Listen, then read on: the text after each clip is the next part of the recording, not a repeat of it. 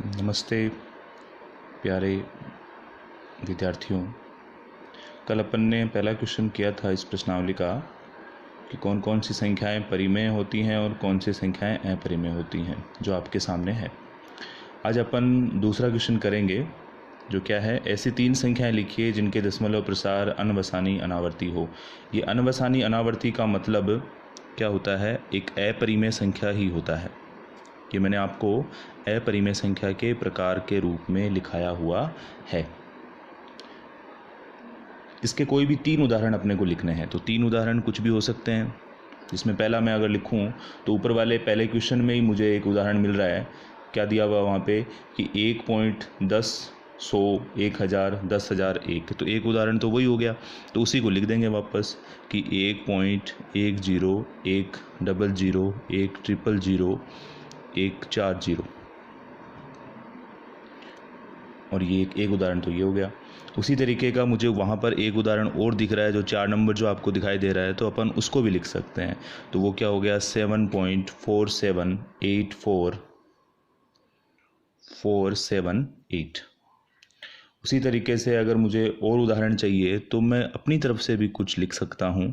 जैसे मैंने यहाँ पर पहला लिखा कि 1.10 100 और इस तरीके से। तो इसमें अगर मैं एक संख्या को बढ़ा कर के लिखना चाहूँ तो वो भी लिख सकता हूँ, 1.11 1100 11000 और इस तरीके से आगे तक बढ़ता जा सकता है, 40 और ये इस तरीके से। तो ये अपना क्वेश्चन नंबर 2 कंप्लीट हो गया। आप कुछ भी लिख सकते हैं, 1.11 न लिख करके आप 222 लिख सकते हैं, 220 2200 2200 और इस तरीके से आप कुछ भी लिख सकते हैं। इसी तरीके का अपना है क्वेश्चन नंबर 3। क्वेश्चन नंबर 3 में अपन से क्या पूछा गया कि निम्नलिखित भिन्नों को दशमलव रूप में लिखिए और बताइए कि प्रत्येक का दशमलव प्रसार किस प्रकार का है। पहले क्वेश्चन में तीसरे के पहले में हमें दे रखा है 36 में किसका भाग देना है? 100 का। तो भाग विधि से भी कर सकते हैं। बाकी किसी भी संख्या में अगर 10 या 10 के गुणांक का भाग देना होता है तो बड़ा आसान होता है। यहाँ पे शून्य कितने हैं? 2 हैं, ऊपर संख्याएं भी 2 हैं, तो दो संख्याओं से ठीक पहले दशमलव अपन लिख सकते हैं। मतलब मैं इस संख्या को किस तरीके से लिख सकता हूँ? 0.36। और इस तरीके की कोई भी संख्या होती है जिसमें दशमलव के प्रसार, दशमलव के बाद दशमलव प्रसार का शेषफल शून्य आ जाए, तो ऐसा प्रसार जो है वो क्या कहलाता है? शांत कहलाता है, शांत अनावर्ती। ऐसा दशमलव प्रसार क्या कहलाता है? शांत अनावर्ती। इसके बारे में मैंने आपको पहले बता दिया था कि क्या शांत अनावर्ती होता है, क्या अशांत होता है और क्या अशांत अनावर्ती होता है। अभी अपन बात करते हैं क्वेश्चन नंबर 2 की। इसमें क्या दिया हुआ है? 1/11। इसका मतलब ये हुआ कि हमें 1 में किसका भाग देना है? 11 का भाग देना है। हम देंगे 1 में किसका भाग देना है? 11 का भाग देना है। तो 1 में अगर 11 का भाग देंगे तो 1 में 11 का भाग नहीं जाता है। जब भाग नहीं जाता है तो सबसे पहले अपन क्या लगाएंगे? दशमलव लगाएंगे, और जैसे ही दशमलव लगेगा यहाँ पर एक शून्य आ जाएगा। लेकिन अभी भी 10 जो है वो 11 से छोटा है, इसलिए हमें 11 का पहाड़ा कितनी बार बोलना पड़ेगा? 0 बार बोलना पड़ेगा। तो 11 का पहाड़ा अगर मैं 0 बार बोलूँगा तो 11 को 0 से मल्टीप्लाई किया, 00 आता है। 10 में से 00 घटेगा, कितना बचेगा? 10 बचेगा। अब एक, क्योंकि दशमलव लगा हुआ है इसलिए मैं यहाँ पे एक शून्य और उतार सकता हूँ। तो अब 11 के पहाड़े में अगर मैं 100 का भाग दूँ, 100 में अगर मैं 11 का भाग दूँ तो कितनी बार जाता है? 9 बार जाता है। 11 का पहाड़ा अगर 9 बार बोलेंगे तो कितना आएगा? 99 आएगा।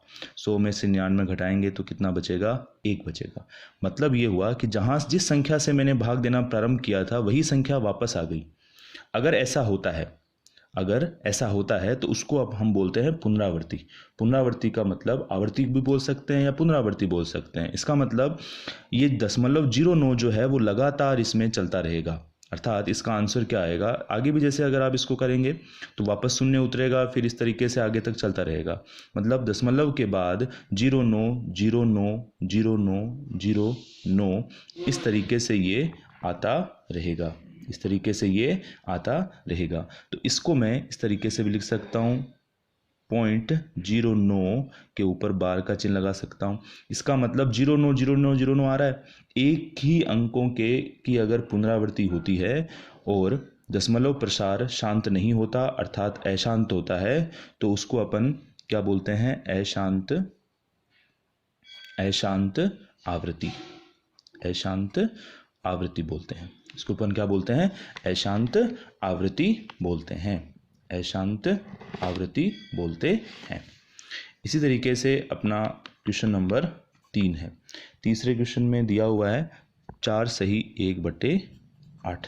4 सही 1/8 को अगर मैं सरल भिन्न के रूप में लिखूं तो क्या हो जाएगा? 8 का पहाड़ा 4 बार बोलेंगे 32, 32 और 1 33/8।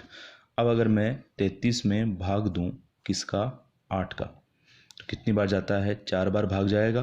कितना आएगा यहाँ पे? 32। 33 में से 32 जाएगा, 1 बचा, यहाँ पे आया दशमलव। दशमलव आते ही यहाँ पे क्या उतारा जा सकता है?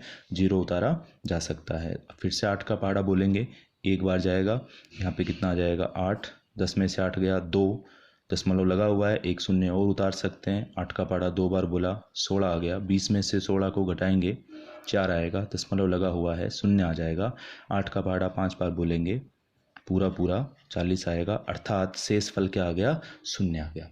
मतलब जब दशमलव के बाद भाग विधि के द्वारा जब अपन भाग देते रहते हैं और एक समय ऐसा आता है कि शेष फल शून्य आ जाए, इसका मतलब ये हुआ कि वो दशमलव प्रसार क्या है? शांत है। और शांत भी कौन सा? बार बार किसी अंक की पुनरावृत्ति नहीं हो रही है, बार बार किसी अंक की पुनरावृत्ति नहीं हो रही है। 3 अंक आए दशमलव के बाद और इसके अलावा कुछ भी नहीं आ रहा है। इसका मतलब ये क्या हो गया? शांत अनावर्ती। ये क्या हो गया? शांत अनावर्ती। मतलब इसका दशमलव प्रसार कैसा होगा? शांत अनावर्ती के प्रकार का होगा। इसी तरीके का अपना अगला क्वेश्चन है क्वेश्चन नंबर 4। क्वेश्चन नंबर 4 में क्या दिया हुआ है? देखिए क्वेश्चन नंबर 4 में दिया हुआ है 3 में 13 का भाग देना है। किस में भाग देना है? 3 में 3/13 दिया हुआ है, मतलब 3 में भाग देना है किसका? 13 का। तो भाग देंगे, 3 में भाग जाता नहीं है इसलिए दशमलव लगाना पड़ेगा, और जैसे ही दशमलव लगेगा यहाँ पर 1 शून्य आ जाएगा। 13 का पहाड़ा बोलेंगे, 13 का पहाड़ा 2 बार बोलेंगे तो कितना आएगा? 26 आएगा। 30 में से 26 घटेगा तो कितना बचेगा? 4 बचेगा। क्योंकि दशमलव लगा हुआ है तो हम 1 शून्य उतार सकते हैं। फिर से 13 का पहाड़ा बोला, 3 बार भाग जाएगा, कितना आएगा? 39। बचा कितना? 1। दशमलव लगा हुआ है, वापस शून्य आएगा। 13 का भाग देंगे, 13 का भाग नहीं जा रहा तो इस प्रक्रिया को अपन क्या बोलेंगे? भाग टूटना बोलते हैं।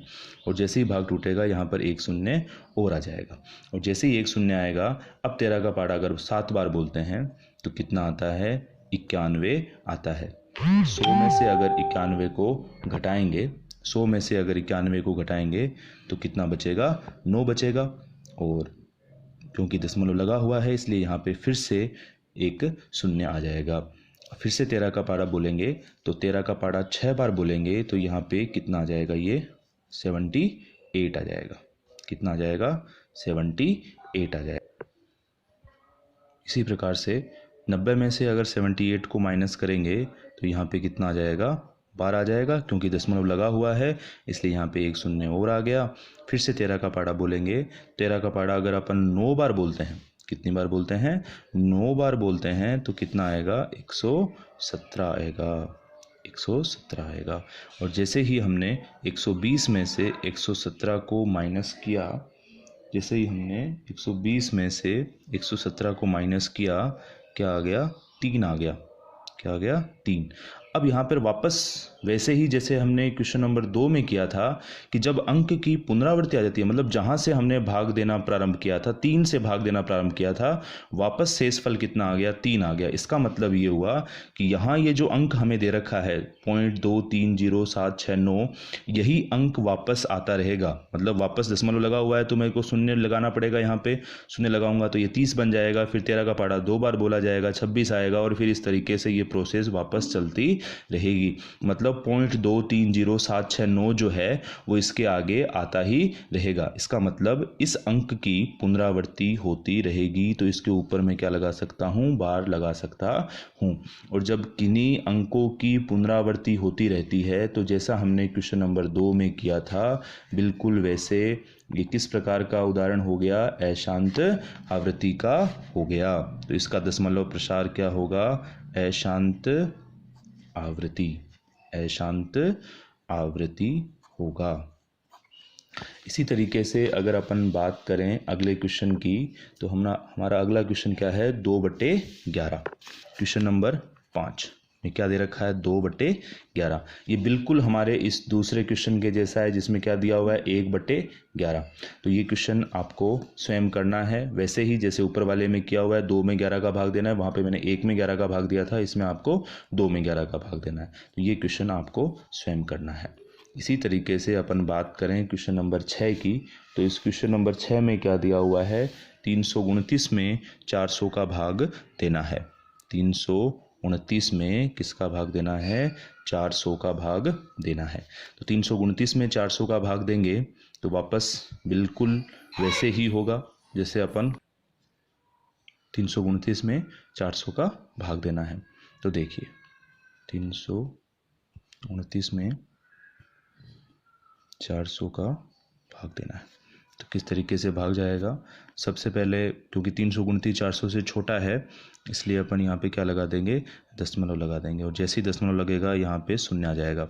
अब प्रॉब्लम ये है कि 4 का पाड़ा सबको आता है लेकिन 400 का पाड़ा नहीं आता, तो हमें वापस से 4 का पाड़ा ही बोलना है। ये 2 शून्य है तो इधर से भी 2 अंकों को मैं छुपा लूँगा, 4 का पाड़ा बोलूँगा 8 बार। 4 का पाड़ा कितनी बार बोलूँगा, 8 बार बोलूँगा। तो अगर मैं 8 बार 4 का पाड़ा बोलूँगा तो 8 चौक 32 होता है, तो यहाँ पे आ जाएगा 32 के आगे 00। और 32 90 में से अगर मैं 3200 को माइनस करूँगा तो कितना बचेगा, 90 बचेगा। क्योंकि पॉइंट लगा हुआ है तो यहाँ पर 1 शून्य फिर आ जाएगा। फिर से 4 का पाड़ा बोलूँगा 2 बार, कितनी बार, 2 बार। तो कितना आ जाएगा यहाँ पे, 800 आ जाएगा। 900 में से अगर 800 घटेगा तो कितना बचेगा, 100 बचेगा। क्योंकि दशमलव लगा हुआ है इसलिए वापस शून्य उतर जाएगा। फिर से 4 का पाड़ा अगर अपन 2 बार बोलेंगे तो कितना आएगा, 800 आएगा। अब 1000 में से अगर 800 को माइनस करें तो कितना बचेगा, 200 बचेगा। क्योंकि दशमलव लगा हुआ है इसलिए एक और पॉइंट आ जाएगा। फिर से 4 का पाड़ा बोलेंगे तो कितनी बार भाग जाएगा, 5 बार भाग जाएगा। कितनी बार भाग जाएगा, 5 बार। क्योंकि 5 चौक 20 होता है तो 00 का 00 आगे उतर जाएगा। अब इसको अगर मैं हल देखूं तो यहाँ पे शेषफल क्या आ गया, शून्य आ गया। अर्थात दशमलव के बाद किसी भी अंक की पुनरावृत्ति भी नहीं हो रही और दशमलव प्रसार क्या हो गया, इसका शांत हो गया। तो इसका दशमलव प्रसार क्या हो जाएगा, शांत हो जाएगा। शांत अनावर्ती क्या हो जाएगा, शांत अनावर्ती। इस तरीके से हमें ये दोनों क्वेश्चन करने हैं। इन क्वेश्चंस को आप वापस से करेंगे, एक बार मैं आपको वापस दिखा देता हूँ। इनको आपको वापस से एक बार रिवाइज करना है। बड़ी आसान प्रश्न है, कर सकते हैं आप। धन्यवाद।